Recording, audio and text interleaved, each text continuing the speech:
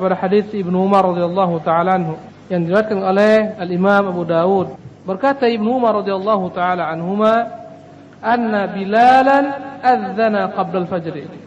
Sesungguhnya Bilal pernah mengumandangkan azan sebelum masuknya waktu fajar.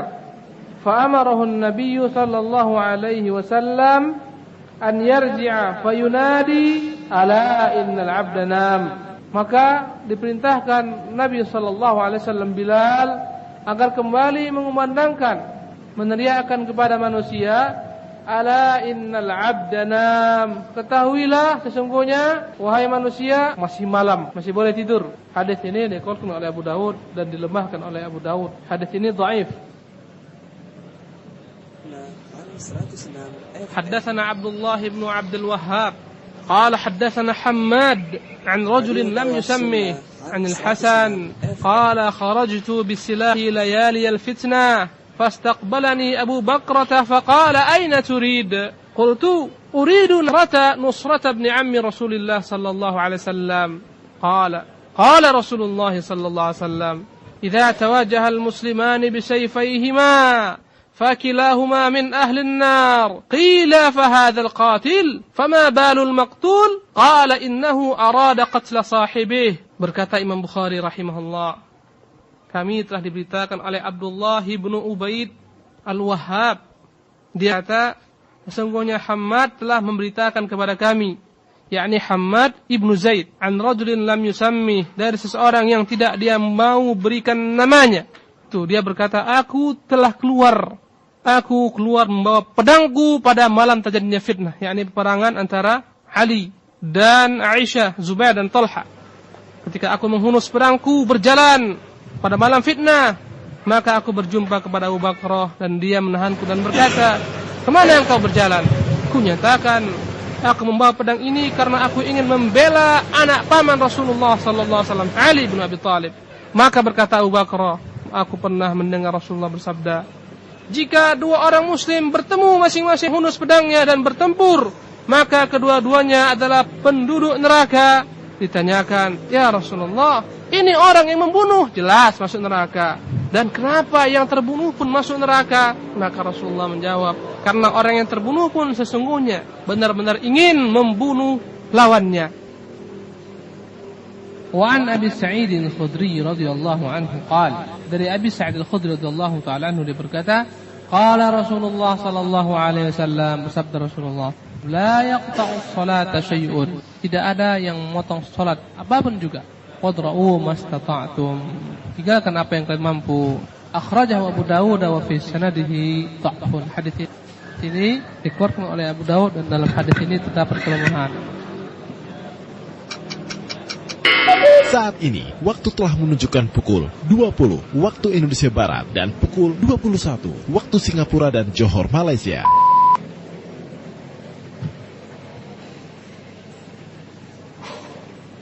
Hadis daripada Abu Dzar radhiyallahu ta'ala anhu, berkata Rasulullah sallallahu alaihi wasallam, "Idza qama ahadukum fi shalah, fala yamsahil hasa." Jika salah seorang kalian berdiri melaksanakan salat, fala yamsahil hasa, maka janganlah dia mengusap, menghapus debu yang melekat di keningnya ketika dia sujud. Fa innar rahmata tuwajihu, karena dia sedang menghadapi rahmat Allah SWT yang turun kepadanya. Hadis ini dikutip oleh yakni al-Imam al-Khamsah, selain Bukhari, Muslim, Abu Dawud, Tirmidzi, Ibnu Majah dan Imam Ahmad. Dalam tambahan Imam Ahmad, wahidatan aw da', kalaupun mau diusap sekali saja, tertinggalkan, jangan usap. Wa li Muslimin an Umar radhiyallahu anhu fi fadl al-qawl kama yaqul muadzin, kalimatan siwa al-hayy 'alataini fa yaqulu la haula wala quwwata illa billah. Yang atas tadi riwayat muttafaqun alaihi. Dalam riwayat Muslim dari jalan Umar bin Khattab radhiyallahu taala anhu ketika menjelaskan keutamaan Bismillahirrahmanirrahim, yang mendengarkan alhamdulillah, kemudian dia ulangi apa yang diucapkan oleh muadzin kalimat demi kalimat, kemudian dia ucapkan Allahumma rabb hadhihi ad-da'wati at-tammah was-salatil qa'imah, ya, sampai akhir hadis. Berkata Rasulullah sallallahu alaihi wasallam sebagaimana dalam hadis Umar, futihat lahu abwabul jannati tsamaniyah, dibukakan baginya 8 pintu surga. Perintahkan kepadanya untuk masuk dari arah pintu yang dia sukai. Wa asyhadu anna Muhammadan abduhu wa rasuluhu wa safiyyuhu min khalqihi ballagha ar-risalah wa adda al-amanah wa nasaha al-ummata wa jahada fillah haqqa jihadih. Salawatullahi wa salamu alaihi wa ala alihi wa sahbihi wa man istanna bi sunnatihi wa ikhtafa atharahu ila yaumiddin. Amma ba'du, ikhwatal Islam, ikhwati al-izza, kita masih dalam pembahasan tentang ma'iyatullah, kebersamaan Allah dengan makhluknya, dan bahwasanya segala macam bentuk nas-nas, ungkapan-ungkapan Allah dalam kitabnya yang mulia maupun dalam sunnah nabinya yang menjelaskan tentang dekatnya Allah kepada hamba adalah kedekatan dengan ilmunya tabaraka ta'ala, dengan kekuasaannya, bukan dengan zatnya. Kita sampai pada hadis yang berikutnya, hadis yang terakhir dalam pembahasan ini. Berkata Syekhul Islam Ibn Taimiyah rahimahullah ta'ala, wa qawluhu lamma rafa'a as-sahabatu aswatahum bidzikri ayyuhan nas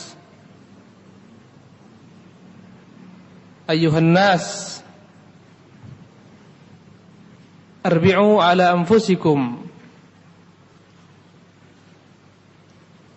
ayyuhan nas irba'u ala anfusikum fa innakum la tad'una asamma wala ghaiba innama tad'una sami'an basira qariba innal ladzi tad'unahu aqrabu ila ahadikum min 'unuqi rahilatihi muttafaqun alaih. Dan juga perkataan Nabi sallallahu alaihi wasallam kepada para sahabat-sahabatnya ketika mereka mengangkat suara dalam berzikir. Kejadian ini pada peperangan Khaybar.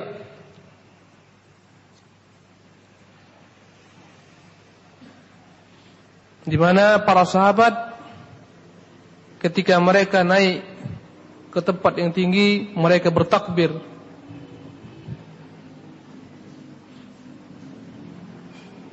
dengan ungkapan Allahu Akbar, la ilaha illallah, dengan suara yang keras.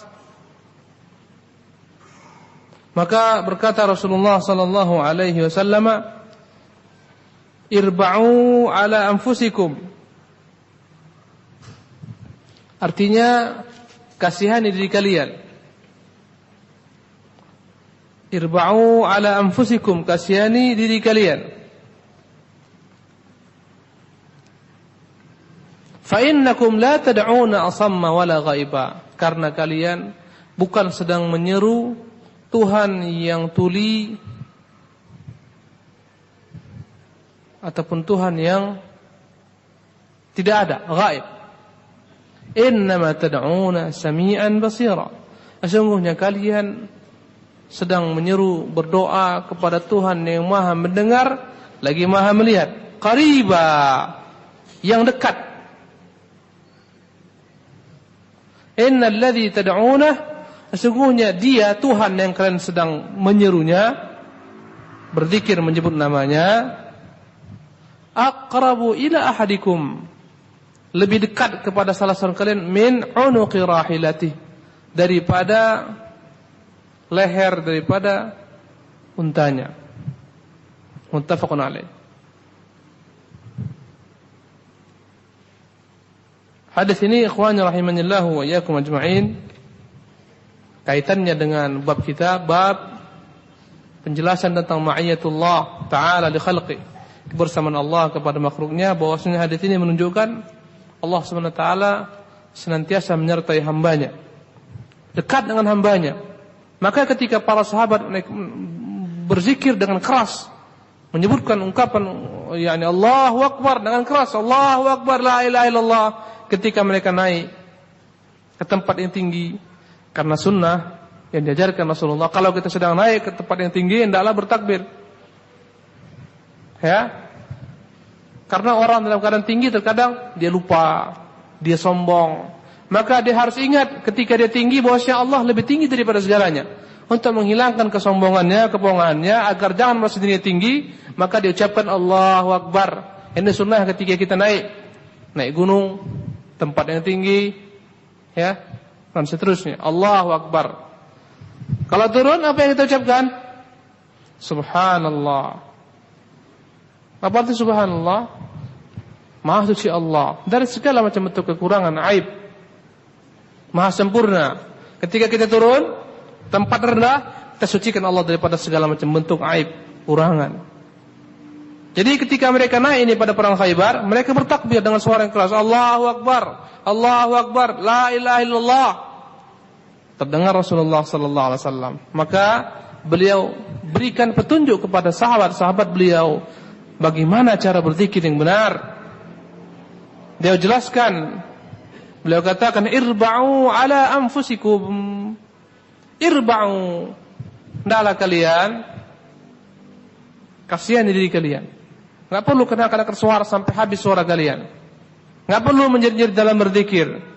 Enggak perlu keras-keras dalam berzikir. Ya ikhwan, asal hukum zikir adalah pelan, perlahan. Kecuali dalam keadaan tertentu saja. Yang diperintahkan kita untuk mengangkat dengan keras. Hukum asal berzikir adalah dengan perlahan. Allah katakan, "Wadhkur rabbak fi nafsika tadarruan wa khifa." Dan sebutlah Rabbmu dalam dirimu. Tadarruan, jangan merendahkan diri, wa khifah, dengan suara yang perlahan. Wa dunal jahri minal qawli, tanpa dengan mengeraskan suara. Ini hukum asal berzikir. Illa mastuthniya min, kecuali yang dikecualikan. Ketika azan zikir atau bukan? Zikir. Kalau azan nanti kok pelan-pelan, enggak akan sampai tujuan azan. Tujuan azan adalah mempermaklumkan kepada orang banyak waktu telah datang. Maka ini zikir harus dengan keras. Kalau anda kata muadzin pelan-pelan, ganti dia, berarti enggak layak jadi muadzin. Yang dipilih Rasulullah itu yang suaranya bagus, yang suaranya kencang, ya. Semisal Abu Mahdzura dan Bilal. Kapan lagi zikir dengan keras? Ketika kita berhadapan dengan musuh. Inda iltiqa'il jam'an, ketika bertemu musuh. Maka berzikir dengan keras, Allahu Akbar, Allahu Akbar, untuk membangkitkan semangat. Ya. Ketika akan berhadapan musuh, Allahu Akbar, Allahu Akbar. Setelah dalam kancah perangan, kembalilah berzikir dengan pelan. Untuk menaikkan semangat. Di sini mereka berzikir dengan keras, berkata Rasulullah, irba'u ala anfusikum, kasihani dari kalian. Maka hukum asal zikir adalah dengan pelan, perlahan,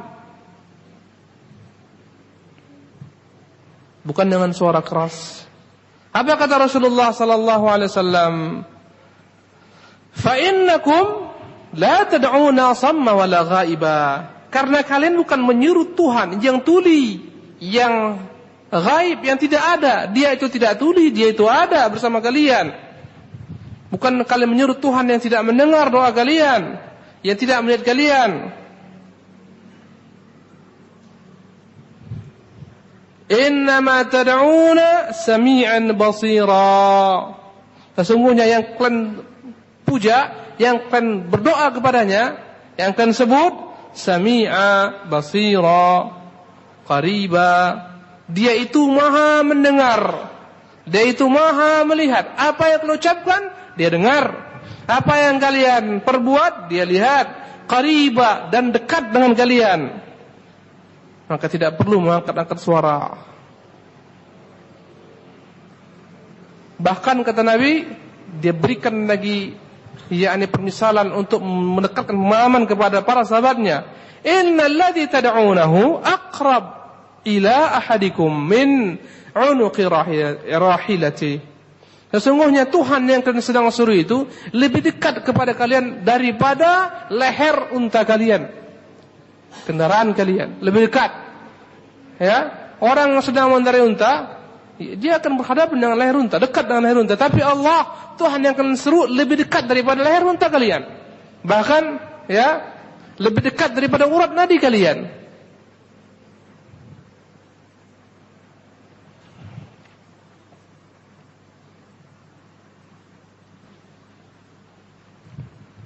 Jadi di sini yang perlu kita kasih garis bawahi, makna kedekatan Allah SWT dengan makhluknya adalah kedekatan dengan ilmunya tabaraka ta'ala, kekuasaannya yang meliputi makhluk.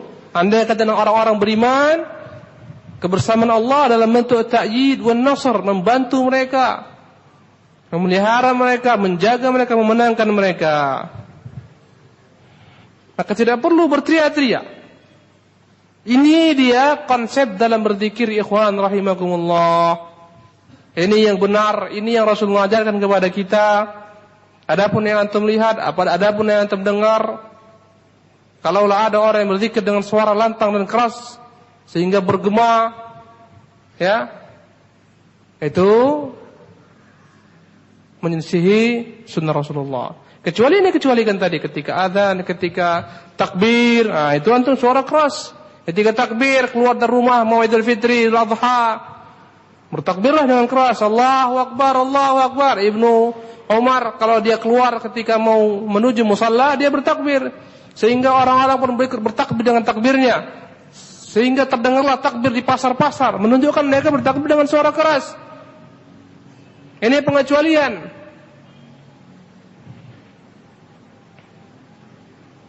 Jadi itu hukum yang paling asal. Zikir adalah dengan lembut, merendahkan suara. Jika ada yang bertanya, apa dalilnya? Ini muttafaqun alaih, dikeluarkan oleh Bukhari Muslim. Apa dalilnya? Al-Quran.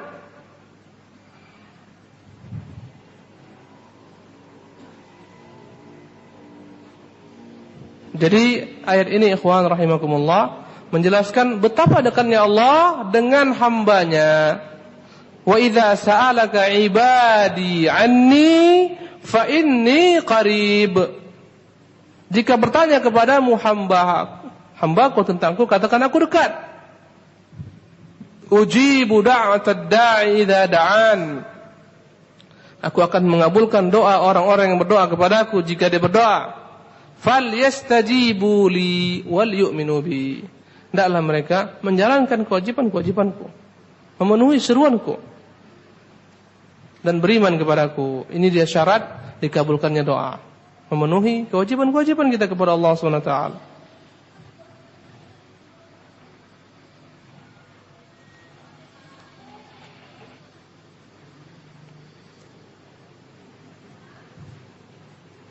Berkata Syekh Muhammad Shalih Al-Utsaimin rahimahullah ta'ala ketika menjelaskan sejumlah faidah yang dapat diambil daripada hadis ini, kata beliau, fihi syai'un minas sifatis salbiyah.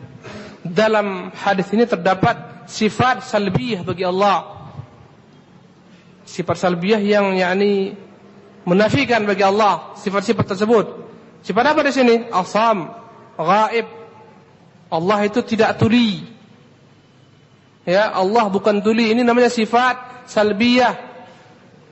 Allah itu tidak mengantuk. Ini namanya sifat salbiyah yang negatif. Kita nafikan. Ya, Allah itu tidak tidur. Itu sifat salbiyah. Allah itu tidak lupa. Ini sifat salbiyah. Wa ma kana rabbuka nasiyya. Tuhanmu tidak pernah lupa. Wa ma massana min lughub. Dan kami tidak pernah ditimpa rasa lelah. Ini sifat salbiyah. Allah tidak pernah ditimpa rasa lelah. Ya. Atau ghaiban. Allah tidak pula yakni ghaib. Allah itu hadir. Allah itu ada beserta kita. Dia bukan tidak ada. Jadi dalam hadis ini terdapat sifat salbiyah bagi Allah SWT yang kita harus nafikan bagi Allah SWT. Sifat tuli, sifat buta. Karena sempurnanya pendengaran Allah SWT, sempurnanya penglihatan Allah SWT, sempurnanya ilmu Allah tabaraka ta'ala, dan begitu dekatnya Allah Subhanahu wa ta'ala. Faedah yang kedua, berkata Syekh Muhammad rahimahullah, wa fihi aidha annahu yanbaghi lil insan an la yashqa 'ala nafsihi fil ibadah. Dalam hadis ini juga terdapat penjelasan bahwasanya manusia jangan berlebih-lebihan mempersulit dirinya dalam beribadah. Ini kaidah. Jangan mempersulit diri dalam ibadah. Kaidah itu. Ya. Lianna al-insana idza syaqqa 'ala nafsihi ta'ibat an-nafs wa mallat. Karena kalau dia ibadah berlebih-lebihan akan cepat jenuh, akan cepat letih. Wa rubbama yata'athsaru al-badan, bahkan boleh jadi akan berpengaruh pada badannya. Walihada qala an-nabiy sallallahu alaihi wasallam, karena itu Nabi bersabda sallallahu alaihi wasallam, iklifu minal amali ma tutiqun. Perbuatlah daripada amalan yang mampu kalian pikul, yang mampu kalian perbuat. Fa innallaha la yamallu hatta tamallu, karena Allah tidak akan pernah jenuh sampai kalian jenuh sendiri. Makanya Al-Imam Nawawi membuat babul iqtisadi fil ibadah, bab iqtisad, berhemat dalam ibadah. Enggak boleh boros, subhanallah. Ibadah pun enggak boleh boros kita. Subhanallah. Dilarang berlebih-lebihan. Allah mengatakan kepada ahli kitab, ya ahlul kitab la taghlu fi dinikum. Wahai ahli kitab, jangan berlebih-lebihan dalam beribadah kalian. Ya, zikir, suara keras berlebih-lebihan. Kata Nabi, irba'u ala anfusikum. Kasihan diri kalian. Ya. Kalau antum lihat ada kawan-kawan antum yang zikirnya keras-keras, goyang masjid dibuatnya gempa, ya, katakan kepadanya, ya akhi barakallahu fiik. Nabi kita mengajarkan kepada para sahabat ketika mereka berdiri dengan kuat, irba'u ala anfusikum. Kasihan diri kalian. Fa innakum la tad'una asamma wala ghaiba. Kalian bukan menyuruh Tuhan yang tuli, yang tidak ada. Ya. Sesungguhnya kalian menyuruh Tuhan yang mendengar, melihat, dekat dengan kalian. Ajarkan kepadanya. Ya. Jadi intinya dalam hadis ini pembelajaran kepada kita untuk tidak berlebih-lebihan dalam beribadah. Lihat 3 orang sahabat yang mereka itu ingin berlebih-lebihan dalam ibadah. Rasulullah murka kepada mereka. Berkata yang pertama, aku tidak akan pernah tidur malam. Semalaman akan salat malam.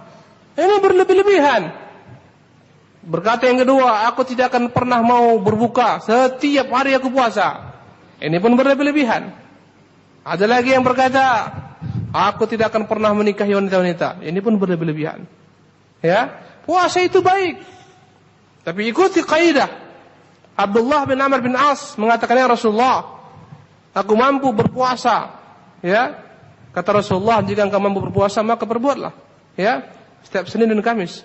Dia katakan, aku mampu lebih daripada itu. Kata Nabi, buatlah setiap sebulan 3 hari. Ayyamul bid, 13, 14, 15. Ya Nabi, aku lebih daripada itu. Kalau kau lebih daripada itu, buatlah puasa Daud, 1 hari berbuka, 1 hari berpuasa. Kata dia, ya Nabi, aku lebih mampu daripada itu. Kata Nabi, jangan kau tambah lagi. Enggak ada lebih utama daripada puasa Daud. Kalau antum mau puasa juga, puasa 1 hari, berbuka 1 hari. Ya, enggak ada lebih utama daripada itu. Enggak ada puasa sepanjang hidup. Itu menjadi sunnah Rasulullah. Itu puasa loh. Ya, jangan antum anggap, payah ini nikah, ini ganggu aja semua. Udah enggak usah nikah aja lah, beribadah menyembah Allah. Itu agama Nasara. Yang disebut dengan nama rahbaniyah. Kata Allah, wa rahbaniyatan ibtada'uha. Agama kependetaan yang mereka karang-karang. Ma katabna alaihim, tidak pernah kami tuliskan bagi mereka. Ya, jangan antum ikut-ikut mereka itu. Bahaya nih, enggak kawin-kawin nih. Besok saya tinggal panggil aja nih. Antum mau ikut agama rahbanah ya? Nikah antum. Yang belum nikah segera. Yang udah nikah tambah lagi. Subhanallah. Jangan berlebih-lebihan. Itu yang berpuasa itu.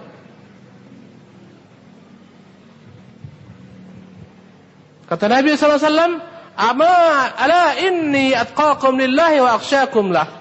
Ketahuilah, aku ini yang paling bertakwa kepada Allah, yang paling takut kepada Allah. Beliau beritahukan bukan dalam bentuk bangga, tapi sebagai informasi kepada umatnya, itulah keadaannya. Walakinni usalli wa anam, tapi aku tidur, aku salat, ya, wa asum wa aftir, aku berpuasa, aku berbuka, wa tazawwajun nisa, aku pun menikahi wanita-wanita. Faman raghiba an sunnati falaysa minni, yang tidak suka dengan sunnahku maka bukan daripada golonganku. Ya. Ada salah seorang sahabat, enggak salah namanya Abu Jibril. Dia mendengar khutbah Nabi, berdiri di tengah panas matahari. Dia bernazar tidak akan berbicara. Ya. Kemudian dia buka kepalanya, panas-panas berpanas. Sahabat lain berteduh di bawah naungan, dia di sana. Kata Nabi, siapa itu? Ya Rasulullah, itu Abu Jibril. Dia bernazar tidak berkata-kata, ya, dan untuk berpuasa. Kemudian dia di bawah terik matahari. Dianggapnya itu ibadah. Dianggapnya kalau andai kata dia mendengar di bawah masjid, dingin-dingin, itu kurang afdal. Di panas-panas dia sengaja. Kemudian orang-orang duduk itu kurang afdal. Berdiri dia. Kemudian berpuasa. Oke, enggak ada masalah bernazar untuk puasa, tapi bernazar tidak bicara dia. Ini bukan agama kita ini. Jangan antum bernazar enggak bicara. Jumpa anak besok. Paksa isyarat, saya kira antum udah bisu. Kata Rasulullah, suruh dia duduk. Ya, suruh dia duduk. Suruh dia sempurnakan puasanya. Ya, suruh dia berbicara. Jadi yang boleh diteruskan, yang nggak boleh jangan. Itu berlebih-lebihan itu antum. Ya. Subhanallah. Antum mau salat Jumat di Batam Center jalan kaki dari pagi hari. Habis subuh udah keluar antum kemana? Mau ke Batam Center jalan kaki. Itu berlebih-lebihan ikhwan rahimakumullah. Ya. Supaya lebih afdal hajinya, kalau Rasulullah naik untalah, saya harus lebih afdal supaya lebih banyak pahala. Jalan kaki antum dari sini haji. Pergi haji jalan kaki. Itu bunuh diri itu, ikhwan rahimakumullah. Bukan zaman yang sekarang jalan kaki. Ya, itu ghulu, berlebih-lebihan. Ya. Mentang-mentang antum tahu keutamaan jalan kaki ke masjid, mutar-mutar antum supaya banyak langkahnya. Itu kurang kerjaan. Banyak yang mau dikerjakan yang lain. Mutar-mutar deh supaya, subhanallah. Jangan berlebih-lebihan. Dalam ibadah enggak boleh berlebihan, ya. Harus i'tidal, pertengahan. Karena kalau udah berlebih-lebihan, akhirnya cepat jenuh, lesu. Ya. Malam hari satu malam suntuk dia salat malam. Setelah itu enggak lagi salat. Lebih baik dia setiap malam 2 rakaat atau 3 rakaat yang witirnya, tapi istiqamah, continue daripada sekali membuat banyak, setelah itu nyerah dia. Itu bukan cara yang baik. Berkata Rasulullah sallallahu alaihi wasallam, khairul a'mali adwamuha wa in qall. Sebaik-baik amalan yang continue walaupun dia sedikit. Walaupun 2 rakaat tiap malam, tambah itu 1 rakaat, lebih utama daripada satu malam suntuk antum salat, setelah itu antum pun suntuk, enggak salat lagi. Ya, itu salah.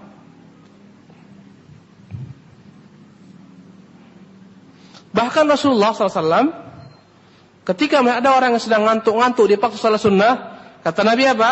Tidur dulu dia. Kalau akan ngantuk, tidur, jangan paksakan salat.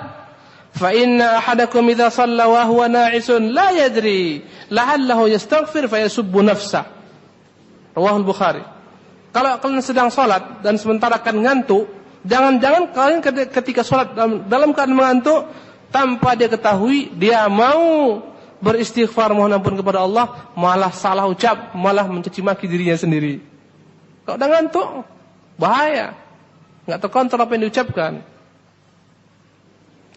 Makanya contoh Nabi SAW, beliau andai kata sedang berpuasa, seolah-olah para sahabat melihat beliau ini enggak akan buka-buka ini. Kalau udah berbuka, seolah-olah para sahabat mengatakan ini enggak berpuasa Rasulullah SAW. Ya, ini menunjukkan Rasulullah SAW, ya, dalam beribadah, ketika dia memiliki semangat, dia kerjakan. Ketika dia tidak memiliki semangat, dia hentikan. Jangan dipaksa. Ya, kita hidup kita ini, ikhwan, naik turun iman, semangat turun rendah. Makanya kita disuruh selalu patuh kepada Rasulullah, ya, dalam baiatnya kepada sahabat, patuh kepada beliau fil mansyati wal makrahi, dalam keadaan semangat, dalam keadaan lesu. Kadang-kadang semangat kita ngaji, ya, standby, kadang-kadang aduh, payah datang. Baik. Kemudian dalam hadis ini juga pelajaran lain menjelaskan kepada kita betapa dekatnya Allah Subhanahu wa taala. Sami'an, basiran, qariba, dekat. Lebih dekat daripada urat nadi kita. Wa nahnu aqrabu ilaihi min habbil warid. Kami lebih dekat daripadanya daripada urat nadinya. Tapi ingat, jangan pernah terpahami makna dekatnya Allah itu dengan dirinya. Itu akan membuat tergelincirnya sesat, tergelincirnya paham kita dalam akidah, sehingga muncullah paham-paham yang mengatakan Tuhan menyatu dengan makhluknya. Karena dalam akidah kita, Khaliq, pencipta, Tuhan tidak akan pernah sama dengan makhluk yang dicipta. Rabb tidak akan sama dengan marbub, yang mengatur tidak akan sama dengan diatur, dan tidak akan mungkin dapat menyatu.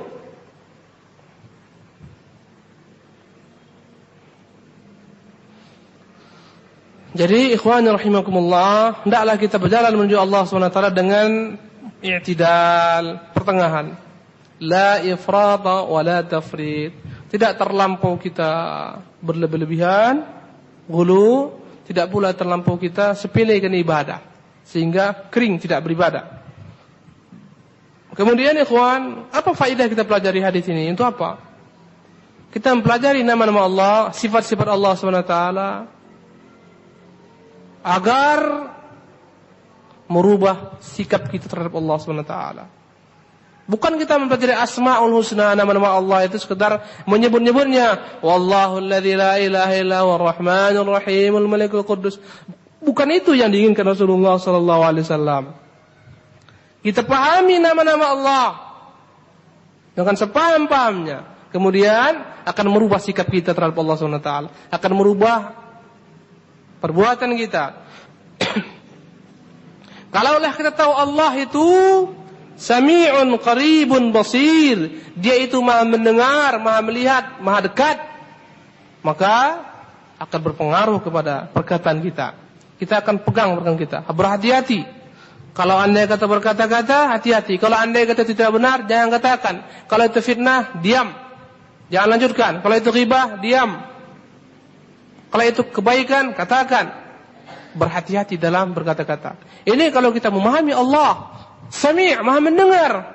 Apapun yang kita ucapkan, Allah mendengarnya. Alim, maha mengetahui. Yang kita rahasiakan, yang kita tampakkan, Allah mengetahuinya. Qarib, maha dekat, mengawasi kita senantiasa, bersama kita. Dimanapun kita berada, Allah menyertai kita dengan ilmunya. Begitu dekatnya Allah dengan ilmunya, dengan kudrahnya. Maha melihat, basir. Maka akan membuat segala macam tingkah laku kita terkontrol. Kalaulah manusia benar-benar mengimani Asma'ul Husna, saya rasa enggak payah-payah ada Pak Polisi, enggak ada payah-payah ada Pak Hakim, nganggur mereka. Ya, terkontrol semua orang. Lihatlah ketika Umar bin Khattab menjadi qadhi pada masa Abu Bakar Siddiq, 2 tahun, masa yang singkat Abu Bakar karena dia meninggal dalam 2 tahun menjadi khalifah. Selama 2 tahun Umar menjadi qadhi, tidak ada orang yang datang berselisih mengadu kepada Umar, enggak ada. Enggak ada orang yang berselisih. Enggak ada yang berselisih, ikhwan. Kenapa? Para sahabat terkontrol mereka semuanya. Enggak payah-payah untuk membuat kamera di mana-mana. Enggak payah-payah mengeluarkan mata buat dinas badan intelijen, enggak perlu. Subhanallah. Ini kalau andai kata yang ngontrolnya iman. Kalau andai kata yang ngontrolnya bukan iman, ya payahlah. Kapan ada kesempatan, akan dia berkhianat. Karena enggak ada iman. Karena enggak merasa dilihat Allah Subhanahu wa taala. Cobalah setiap pegawai, setiap kaum muslimin, apakah pangkatnya semua dalam segala macam strata sosial mereka, pejabatnya, rakyatnya, merasa Allah mendengar, merasa Allah melihat, Allah dekat, terkontrol semuanya, subhanallah. Masya Allah. Enggak payah-payah kita keluarkan banyak-banyak.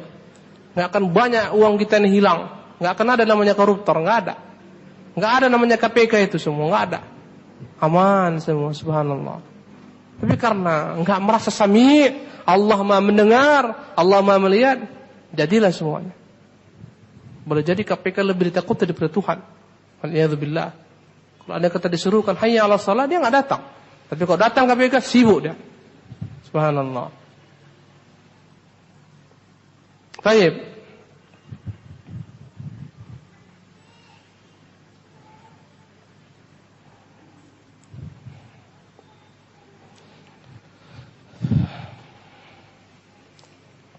Kita pindah kepada hadis yang berikutnya.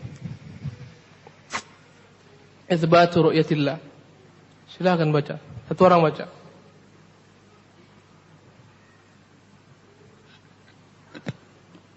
Yang depannya mikrofon itu, ambil mikrofonnya, baca.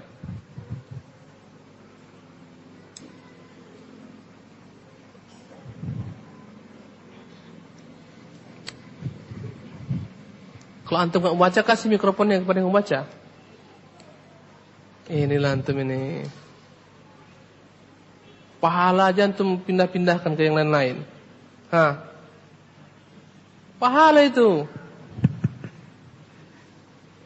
Kalau uang nggak mau antum kasihkan itu.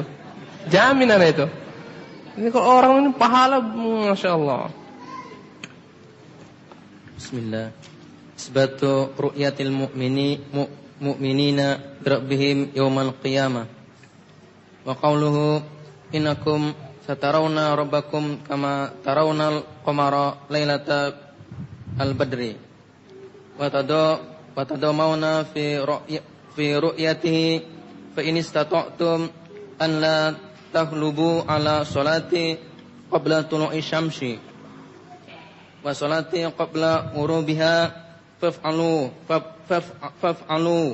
muttafaqun alaih. Baik, ahsant. Itsbatu ru'yatil mu'minina li rabbihim yaumil qiyamah.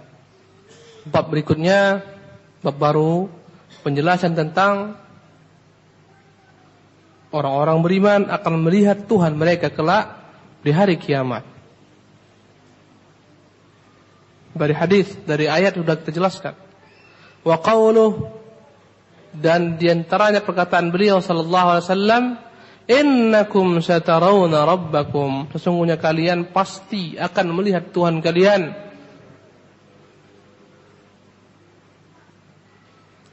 Kama tarawnal qamara lailatal badri, sebagaimana kalian melihat bulan purnama pada malam bulan purnama, pada malam ke-14.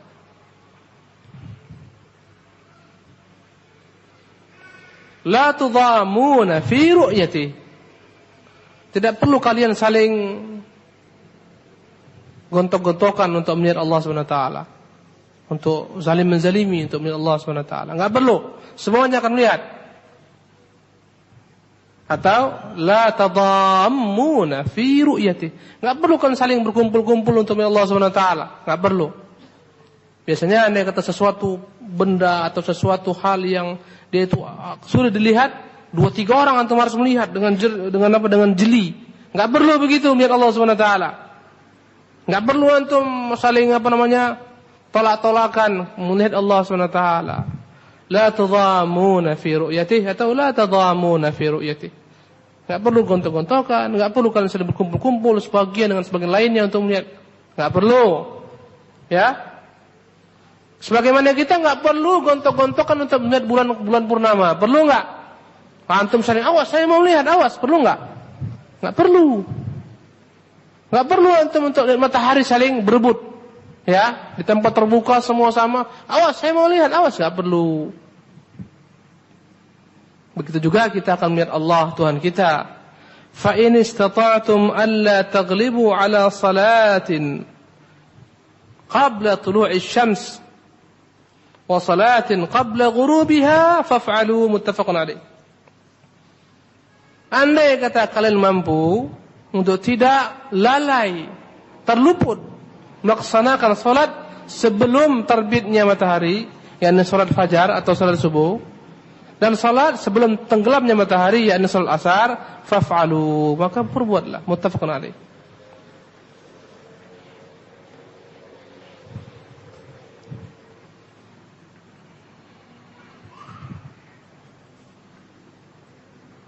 Ikhwani rahimanillahu wa iyyakum ajma'in.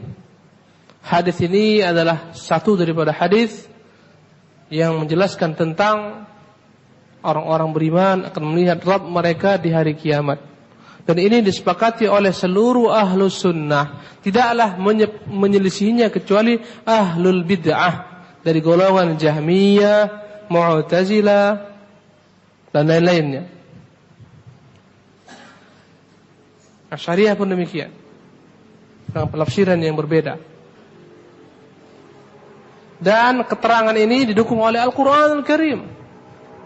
Ya, Allah katakan, wujuhun yawma idzin nadhiratun ila rabbiha nadhirah.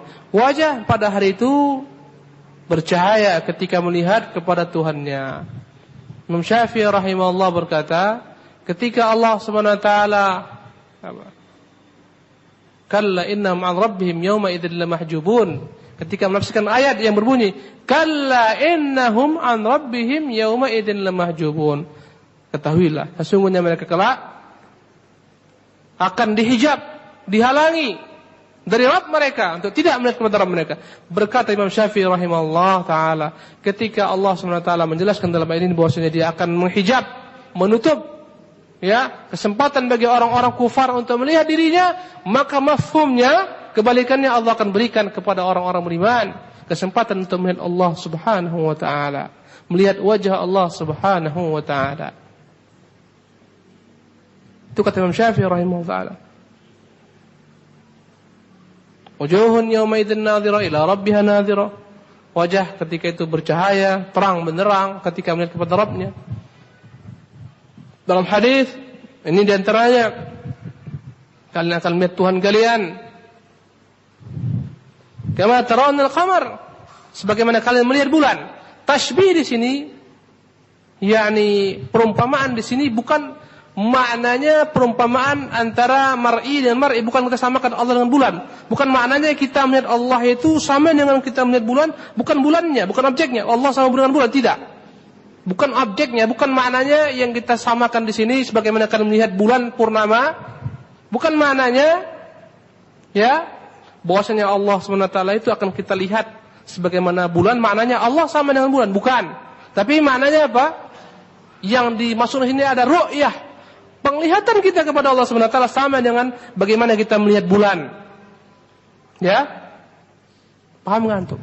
Jangan sampai disamakan yang dimasukkan dengan kalian akan melihat Tuhan kalian sebagaimana kalian melihat bulan, bukan maknanya kita samakan Allah dengan bulan, tidak. Mustahil. Laisa kamitslihi syai'un. Tapi hadis ini menunjukkan bahwasanya kita akan melihat dengan mata kepala kita Allah sebagaimana kita melihat dengan mata kepala kita bulan. Ya, yang disamakan di sini, yang diserupakan adalah bagaimana kita melihat bulan. Begitu juga lah kita melihat Allah SWT dengan mata kepala kita sendiri. Antum melihat bulan dengan apa? Orang buta bisa nggak melihat bulan? Gak mungkin orang buta mengatakan, cantik sekali bulan malam ini saya lihat. Gak mungkin, dengan mata kepala kita. Maka demikian juga kelak kita akan melihat Allah dengan mata kepala kita sendiri. Itu makna tasbih di sini. Paham?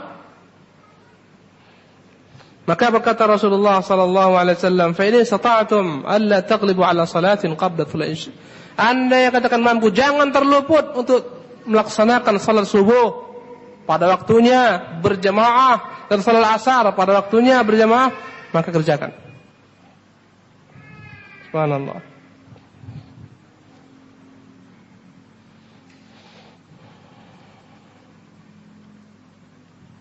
Jadi di sini ikhwan rahimakumullah dalil tentang i'tiqad ahlu sunnati wal jamaah bahwasanya mereka seluruhnya kelak akan melihat Allahu Jalla wa Ala. Tapi ingat, kita tidak akan dapat meliputi Allah Subhanahu wa taala. Kita tidak akan dapat meliputi Allah Subhanahu wa taala seluruhnya. La tudrikuhul absar. Sesungguhnya tidak akan dapat dia diikuti dengan pandangan mata. Wa huwa yudrikul absar, tapi dia akan dapat meliputi seluruh pandangan mata.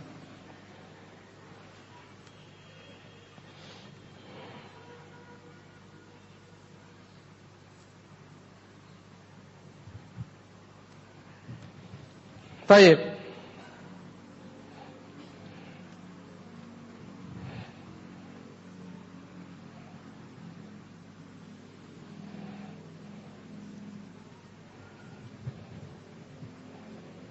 Maka di sini disebutkan oleh Rasulullah SAW upaya agar kita dapat melihat Allah Subhanahu wa taala di antaranya dengan menjalankan kewajiban salat.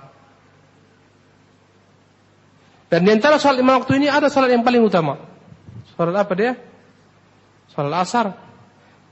Ada kekhususan salat asar. Karena Allah berfirman, "Hafidhu 'alas salawat was salatil wusta." Jagalah salat-salat. Ini salat yang 5, was salatil wusta, dan salat wusta, yakni salat asar. Salat pertengahan di sini maksudnya salat asar. Wa qumu lillahi qanitin, berdiri tegaklah kepada Allah dengan tunduk, khusyuk. Ya. Di sini disebutkan secara umum tentang semua salat, baru dikhususkan tentang salat asar, menunjukkan keutamaan asar. Kenapa asar diutamakan Allah SWT? Itu waktu yang memang orang sedang sibuk bekerja. Jarang-jarang kecuali orang-orang beriman saja yang mau istiqamah salat. Ya, itu jam berapa itu? Jam-jam 3:30, jam 4 itu lagi sibuk-sibuk. Di PT itu orang lagi santai itu, ngasuh, lagi minum-minum kopi segala macam. Lalai dia. Ya, maka kata Rasulullah, kalau Anda katakan mampu untuk tidak terluput melaksanakan salat sebelum tenggelamnya matahari, kerjakan. Dan salat sebelum terbitnya matahari, kerjakan. Salat apa dia? Salat subuh. Subuh ini pun memiliki keutamaan. Ya, di antara keutamaan subuh adalah dia salat yang disaksikan malaikat. Yang disebut dengan nama Quran al-Fajr. Inna Quran al-Fajr kana masyhura. Sesungguhnya Quran al-Fajr itu, Quran yang dibaca ketika fajar, itu disaksikan oleh para malaikat-malaikat. Maka dua salat ini, Masya Allah, ya, yang menjaganya dengan istiqamah berjamaah, berkata Rasulullah SAW, "Man shallal bardaini dakhala jannah." Riwayat Bukhari Muslim. Barang siapa yang melaksanakan salat bardaini, salat dalam keadaan dua, yakni keadaan dingin, al-bardaini maksudnya salat asar dan subuh, ya, dakhalal jannah, dia akan masuk surga. Wahumul fajr wal asr, yaitu salat fajar dan asar. Subhanallah. Jadi ikhwan rahimakumullah, jangan sampai tertinggal salat asar, salat subuh, dan salat-salat lainnya. Ini sebab kita akan melihat Allah Subhanahu wa taala, melihat wajah Allah Subhanahu wa taala. Dan adapun kaitan hadis ini dengan pelajaran kita mengenai masalah nama ataupun sifat Allah Subhanahu wa taala, hadis ini menunjukkan bahwasanya Allah akan dilihat kelak. Di antara sekian sifat Allah adalah Allah akan dilihat pada hari kiamat oleh hamba-hambanya. Dan banyak hadis-hadis mengenai masalah ini sehingga sampai kepada tingkat mutawatir, qat'i, yang mengingkarinya dikafirkan oleh para ulama. Yang mengingkari Allah dilihat dikafirkan oleh para ulama, dianggap murtad, keluar daripada Islam. Ya, sebagaimana dinukil dalam perkataan Imam Ahmad rahimahullah taala, yang dinukil Ibnu Qayyim dalam kitab Hadil Arwah, dia katakan, Imam Ahmad berkata bahwasanya yang mengingkari ru'yatullah taala fahuwa kafir. Yang mengingkari Allah dilihat di hari kiamat, maka dia kafir, wal iyadu billah. Alhamdulillah. Jahmiyah, Mu'tazilah mengingkari. Kata mereka, kalau andai kata Allah terlihat, berarti dia konsekuensinya bertempat, berjihad, berarti dia memiliki jisim, berarti dia memiliki partikel, berarti dia memiliki bagian-bagian. Ini semua otak, akal semua. Disamakan ya Allah dengan makhluk, sehingga dia nafikan akhirnya, enggak mungkin Allah dilihat. Kalau andai kata terlihat, berarti dia makhluk, bukan Tuhan. Yang namanya Tuhan itu yang tidak dapat dilihat, itu paham yang sesat. Di hari kiamat ya, kalau yang mengatakan Tuhan dilihat di bumi ini, di dunia, itu juga paham sesat. Di dunia ini tidak akan pernah ada orang yang melihat Allah dengan mata kepalanya. Tidak ada. Yang mengatakan dapat melihat Allah dengan mata kepalanya, fahuwa zindiq, dia orang zindiq, dia orang kafir. Dengan mata kepala. Adapun dengan hati, sebagian ulama menyebutkan bahwa Rasulullah pernah melihat Allah dengan mata hatinya, dengan hatinya. Ra'aitu Rabbi fi ahsani surah, aku melihat Tuhanku dalam bentuk yang paling sempurna. Dengan hatinya. Ya, dalam tidurnya, dalam mimpinya, bukan dengan pandangan mata. Ketika di Mi'raj ke atas, bertanya Aisyah kepada Rasulullah, "Hal ra'aita rabbak, apakah engkau melihat Tuhanmu?" Berkata Rasulullah, "Nurun anna ara." Cahaya bagaimana aku dapat akan melihatnya? Dihijabi oleh cahaya.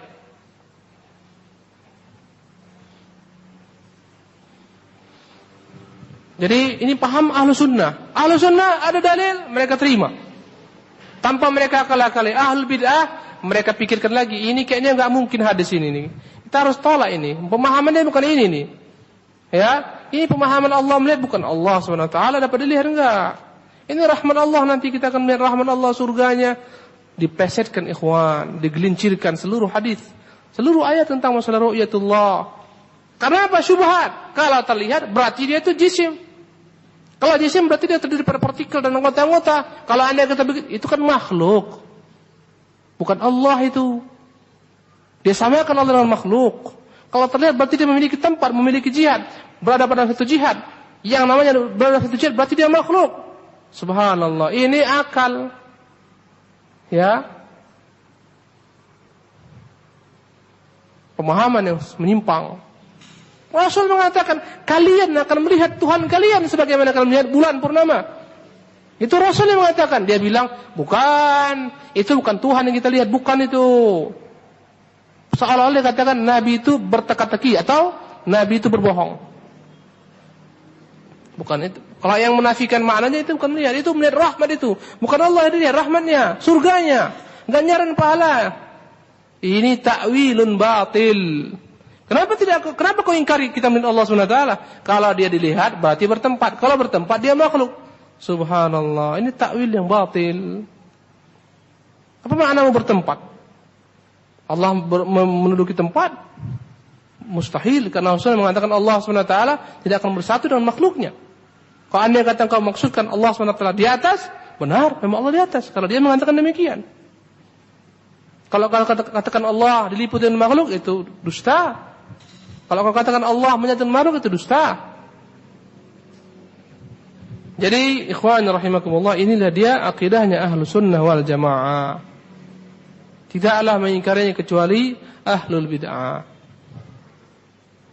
Jahmiyah dan Mu'tazilah dan lain-lainnya. Wal'iyadzubillah. Demikianlah kajian kita malam hari ini. InsyaAllah ta'ala kita akan lanjutkan di kesempatan yang akan datang tentang mawqif ahli sunnah min hadhil ahadits allati fiha itsbatus sifat ar-rabbaniyah. Bagaimana komentar ahli sunnah tentang hadis-hadis yang menjelaskan sifat Allah SWT. Bagaimana komentar mereka? Jadi sudah dijelaskan ayat oleh Syekhul Islam Ibnu Taimiyah, dijelaskan hadis. Yang ketiga akan dijelaskan komentar ahlu sunnah tentang semua ayat-ayat yang sebelumnya, tentang hadis-hadis sebelumnya. Apa komentar mereka? Ya, nggak cukup kita hanya paham Al-Quran dan Sunnah. Harus dengan bagaimana para ulama kita, para ahlu sunnah memahami ini semua. Ya, para sahabat, para tabi'in, para ulama dari zaman ke zaman, dari masa ke masa. Sehingga kita tahu bahwasanya apa yang kita katakan ini bukan perkara baru dalam agama. Ini pelajaran yang lama. Sebagian orang menganggap ini orang ini belajar akidah baru, ini tauhid baru ini. Kita nggak pernah belajar tauhid yang baru, ini perkara lama. Nanti akan kita jelaskan perkataan para imam tentang masalah isbat sifat bagi Allah SWT. Bukan kita ngarang-ngarang, bukan saya mengarang, tapi Allah yang mengatakan, Rasulullah yang mengatakan, para ulama dari zaman ke zaman. Tunggulah masanya kelak. Jadi kalau Anda kata ada orang bilang ini orang yang belajar akidah yang aneh orang ini nih, kita katakan gak ada yang aneh. Semuanya udah ada, udah bagus itu semua. Yang aneh karena nggak pernah belajar, nggak pernah diajarkan kepada kalian. Ya, sesuatu yang tidak akan ketahui belum tentu itu salah. Tapi belajarlah, bukalah, bacalah. Wallahu ta'ala alam. Wa sallallahu wa sallam ala nabiyyina Muhammadin. Wa akhir da'wan alhamdulillahi rabbil alamin. Silakan, ada bertanya? Fadhal.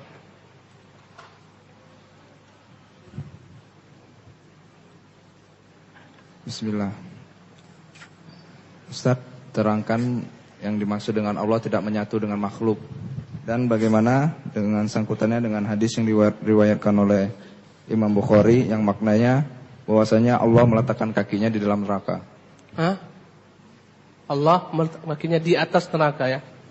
Di atas neraka. Tapi tafsiran Antum baca apa tuh? Terjemahan. Terjemahan nggak kita pakai. Allah meletakkan kakinya di atas neraka sehingga neraka guncang dan dia berkumpul satu dengan lainnya sehingga dia berkata, qad, cukup ya Allah. Itu bukan menunjukkan bahwa Allah SWT menyatu dengan makhluk, tidak. Tidak akan pernah Allah SWT menyatu dengan makhluknya. Diliputi dalam makhluknya, enggak mungkin, mustahil. Ya. Dalam mengenai masalah sifat Allah SWT, antum terima, jangan tanyakan kaif, bagaimana. Bagaimana Allah turun sepertiga malam? Bukankah di atas arasnya? Bagaimana kalau dia turun? Siapa di atas aras? Itu akal antum bicara, itu makhluk. Allah, jangan tanyakan bagaimana. Jangan tanyakan bagaimana. Yang jelas, dia punya sifat yang kekal dengan Allah SWT abadi. Sifat apa? Al-ulu. Maha tinggi selama-lamanya. Waja'a rabbuka wal malaku saffan saffa. Akan datang Tuhanmu dan para malaikat bersaf-saf para malaikat. Hari kiamat Allah akan datang. Tuhan Allah akan turun, akan datang kepada makhluk untuk menyidang makhluk. Jangan tanyakan bagaimana datangnya. Kita imani dia akan datang. Yang jelas kita yakini dia selama-lamanya memiliki sifat ulu. Di atas. Tidak pernah menyatu dengan makhluknya. Akal antum gak sampai itu. Gimana dia turun? Bagaimana dengan arasy? Itu antum bayangkan makhluk. Allah tidak akan sama dengan makhluk. Dan jangan pernah katakan tentang kata-kata kaifah. Jangan tanyakan bagaimana. Kalau antum menanyakan bagaimana, jumpa Imam Malik, antum disuruh keluar. Para sahabat gak pernah nanya bagaimana loh. Mereka lebih paham dengan bahasa daripada antum. Demikian juga para tabi'in. Mereka paham apa-apa yang dimaksudkan. Mereka gak bertanya bagaimana. Terima. Diamlah kalian sebagaimana diamnya para sahabat. Jangan tanyakan sebagaimana para sahabat tidak menanyakan. Tengok ketika Ahmad bin Abi Duad mengatakan Quran itu makhluk. Apa hujahnya Imam Ahmad ibn Hanbal? Perkataanmu ini apakah pernah dikatakan oleh Nabi? Para sahabatnya, Abu Bakar, Umar. Atau mereka diam-diam? Kalau anda kata mereka diam, kenapa kamu tidak bisa diam sebagaimana mereka diam? Itu kata Imam Ahmad kepada Ahmad bin Abi Duad. Kalaupun mereka diam, kamu anggap karena mereka itu menyembunyikan, maka engkau beranggap Muhammad berkhianat, para sahabat berkhianat. Andai kata engkau anggap mereka itu diam karena mereka enggak tahu, subhanallah. Perkara yang Muhammad enggak tahu, Abu Bakar enggak tahu, Umar enggak tahu, engkau tahu. Ya, faya Luka ibnu Luka. Kau ini memang anak yang durhaka, anak daripada yang durhaka. Ya.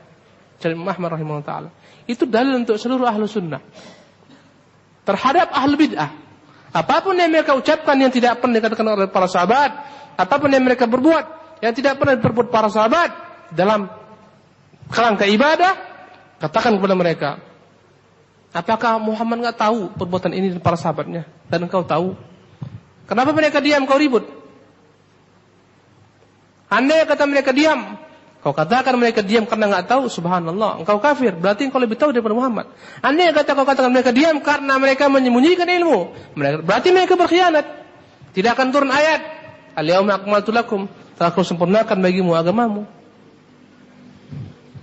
Tidak turun ayat, ya, balligh ma unzila ilaika min rabbik, sampaikan apa yang telah disebutkan Tuhanmu kepadamu. Itu dalil untuk mereka semua itu. Jangan tanyakan kaif, bagaimana. Kita imani. Dan kita meyakini Allah SWT tidak akan pernah sama dengan makhluk. Hakikat sifat Allah tidak akan pernah sama dengan makhluk. Walaupun ada kesamaan nama dalam beberapa sifat. Allah memiliki sifat mendengar, kita pun memiliki sifat mendengar. Sama-sama kita mendengar, tapi berbeda hakikatnya. Pendengaran kita terbatas. 3 orang bicara dalam waktu yang sama, antum pening kepala. Mana yang aku dengar ini?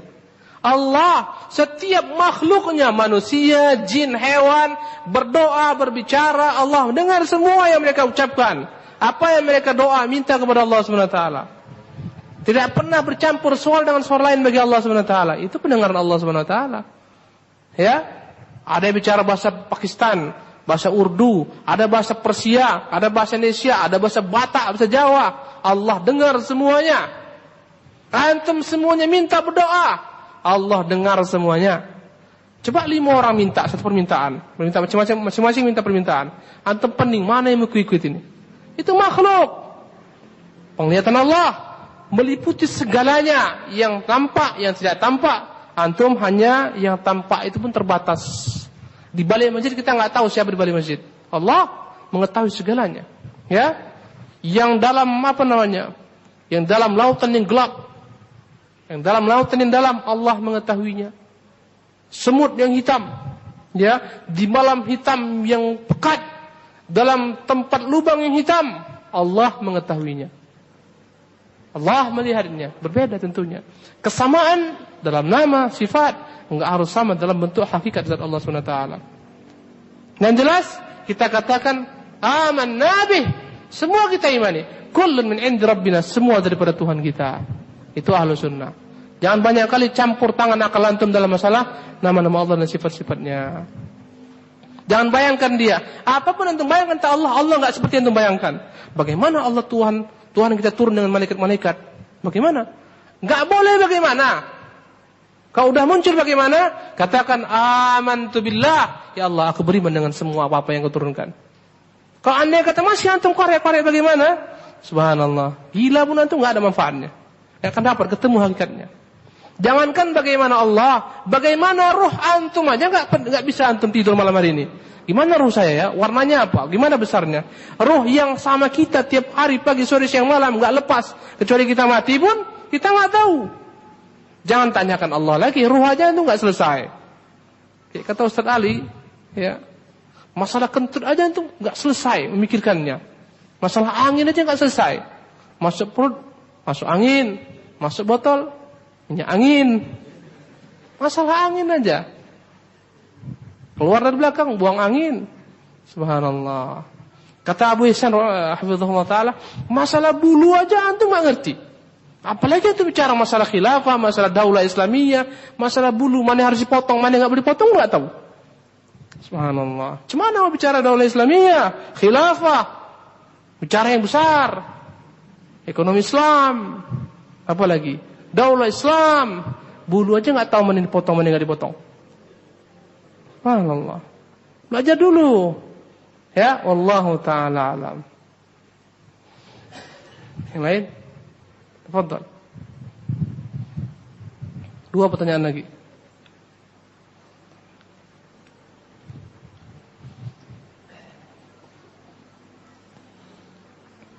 Tentang kita bisa melihat kelak, kita bisa melihat Allah bagaimana kita lihat purnama. Yang saya tanyakan bagaimana cara untuk melihat Allah bagi orang yang beriman tetapi selama di dunia dia buta. Cukup. Di dunia lain dengan di akhirat, akhi barakallahu fiik. Bagaimana orang buta melihat Allah SWT? Ya. Buta itu bukan buta mata kata Allah SWT. Buta itu adalah buta hati. Allah berkata, innaha la ta'mal absar. Sesungguhnya bukan mata itu yang buta, walakin ta'mal qulub allati fis sudur. Yang buta itu dalam hati kamu itu. Yang buta itu adalah al-qulub, hati yang dalam dada. Banyak orang matanya melek, tapi meleknya melek walang. Tidur enggak tahu kita balang itu, melek aja matanya. Banyak orang yang matanya melek, tapi enggak. Saya tengok lu mana yang matanya melek tapi enggak ada di sini nih. Alhamdulillah ada semua. Jadi akhi barakallahu fiik, jangan takut antum orang buta dengan Allah. Tidak. Orang yang melihat sekarang ini nanti di hari akhirat di pada masa dia akan jadi buta kalau andai kata dia tidak mengikuti perintah Allah Subhanahu wa taala. Allah mengatakan dalam Al-Qur'an Al-Karim, perkataan seorang hamba ketika digiring dibangkitkan hari kiamat yang akan buta, dia berkata, "Lima hasyartani a'ma?" Ya Allah, kenapa kau bangkitkan aku dalam keadaan buta? Wa qad kuntu basira, padahal aku telah melihat di dunia. Qala, kadzalika atatka ayatuna fanasitaha, fakadzalika al-yawma tunsa. Demikianlah pada waktu dunia datang kepada kamu ayat-ayat kami, engkau pura-pura lupakan dia. Demikian engkau pun dilupakan pada hari ini. Hari akhirat akhi, tangan antum ini sekarang enggak bisa ngomong. Ajak ngomong dia, dianggap orang antum gila. Tapi di hari kiamat, tangan antum ini berbicara. Ya, mulut antum itu terkunci. Yauma naqtimu ala afwahihim wa tukallimuna aydihim wa arjuluhum. Pada hari kami kunci tutup mulut mereka, berbicara kepada kami tangan-tangan mereka dan kaki-kaki mereka. Subhanallah. Ini enggak punya lidah ini tangan, tapi berbicara. Ya. Hari akhirat jangan antum pikirkan, ya. Bagaimana kematian yang kita anggap itu suatu yang abstrak, Allah buat dalam bentuk yang konkret, kambing hitam disembelih di antara surga dan neraka. Allah katakan ketika itu apa? Ya ahla surga, ya ahla jannati, hayat la maut. Wahai ahli surga, kehidupan tidak ada lagi kematian, karena kematian telah disembelih. Semakin mereka bertambah gembira, bersenang karena kenikmatan yang akan mereka peroleh tidak akan pernah ada henti-hentinya. Berkata Allah, ya ahlan nar, khulud, la maut. Wahai ahli neraka, kekal, enggak ada kematian, disembelih kematian. Disembelih kematian. Gimana itu? Allah Maha Kuasa ya ikhwan. Allah Maha Kuasa membuat berbicara benda-benda yang mati nampak antum, ya. Itu para sahabat melihat bagaimana tunggul kurma yang dijadikan Nabi sebagai tempat mimbar dia ketika dibuat mimbar baru, Rasul naik kepada mimbar baru, ini tunggul menangis, semua sahabat melihat di dalam masjid. Rasulullah bujuk dia, Rasulullah suruh tenang, Rasulullah bujuk dia, baru dia diam. Tunggul bisa berbicara, hati-hati antum. Jangan sampai semua fasilitas yang Allah berikan kepada antum itu digunakan untuk maksiat. Ya. TV itu antum malam-malam bicara nanti, fulan, salah aku tempatkan aku ini. Ya, mobil antum, motor jangan digunakan ke tempat-tempat maksiat. Dia akan berbicara kepada antum. Bukan untuk ini aku dicipta. Hati-hati antum. Ya, bumi ini kelak akan berbicara tentang apapun yang diperbuat di atasnya. Yauma idzin tuhadditsu akhbaraha. Pada hari itu dia akan berbicara tentang berita yang diperbuat di atasnya. Bi anna rabbaka auhalha, karena Tuhanmu yang telah mewahyukan kepadanya. Bumi ini berbicara ya kawan. Tempat orang berzina, tempat orang salat, dia berbicara menjadi saksi di hari kiamat. Jangan sembarang-sembarangan antum, ya. Banyak tempat-tempat yang digunakan orang untuk maksiat, berbuat mesum, akan menjadi saksi di hari kiamat. Jembatan 1 itu, 2 itu, malam minggu, subhanallah, ya. Maunya dibuat razia jana. Subhanallah. Baik, satu lagi. Fadhal, yang terakhir. Kasih mikrofon.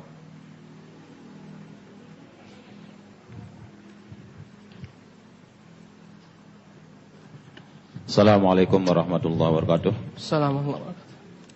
Ini Pak Ustadz ada sedikit. Saya pernah membaca sebuah kitab kecil yaitu judulnya Bahjatus Saniyah. Dalam kitab itu disebutkan kalau tidak salah Imam Abu Hanifah selama hidup beliau katanya sering beliau bertemu dalam mimpi dengan Tuhan. Bagaimana itu? Baik. Sebagian ulama menyebutkan bahwasanya sebagian daripada ulama pernah bermimpi dengan Allah, berjumpa dengan Allah Subhanahu wa taala.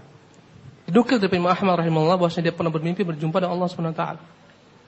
Maka kalau andai kata dia katakan bermimpi dalam bentuk mimpi, boleh jadi benar, ya. Dan itu dinukil daripada sebagian sahabat, daripada sebagian ulama, daripada Imam Ahmad rahimahullah taala, ya. Tetapi andai kata dia mengatakan bahwa dia melihat Allah dalam mata kepalanya, itu dusta, enggak benar, ya. Kalau mimpi boleh jadi benar. Yang jelas yang terlihat dalam mimpi itu, ya, Allah Subhanahu wa taala, ya, tidak akan mungkin sama dengan makhluk apapun juga, karena Allah laisa kamitslihi syai'un.